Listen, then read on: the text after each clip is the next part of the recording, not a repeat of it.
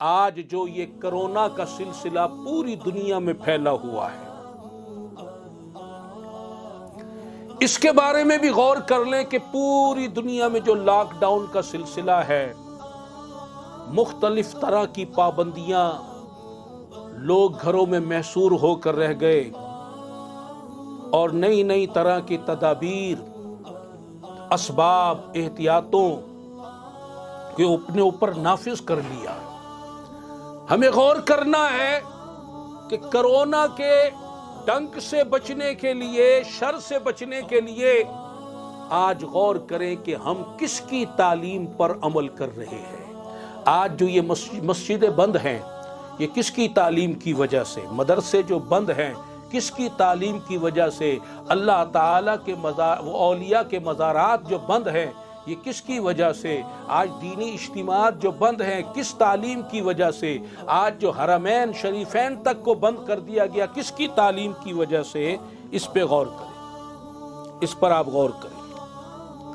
اسلام کی تعلیم ایسی نہیں ہے جو لوگوں کو مصیبت میں مبتلا کر دے۔ آج لوگ مصیبت میں مبتلا ہیں، یہ یہود و نصارہ کی تعلیم کی نحوست کی وجہ سے ہے۔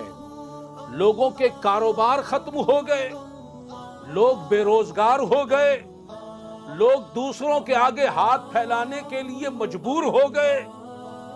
آج لوگ محصور ہو کر رہ گئے۔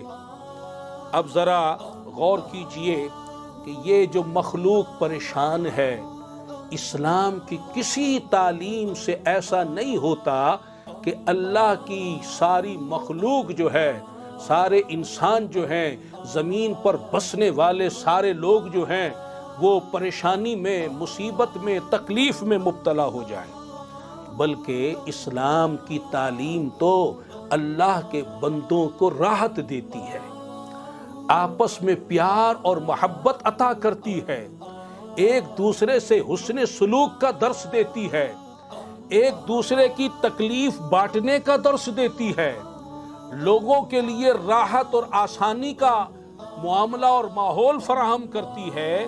اسلام کی کوئی بھی تعلیم جو ہے وہ مخلوق کو مصیبت میں، ٹینشن میں، پریشانی میں، عذاب میں، قہر میں تک مبتلا نہیں کرتی۔ رسول اللہ صلی اللہ علیہ وسلم نے جو اسلامی تعلیم ہمیں ارشاد فرمائی، وہ واضح طور پر صحاح ستہ کی کتب میں بھی موجود ہے اور دیگر کتب احادیث میں بھی موجود ہے۔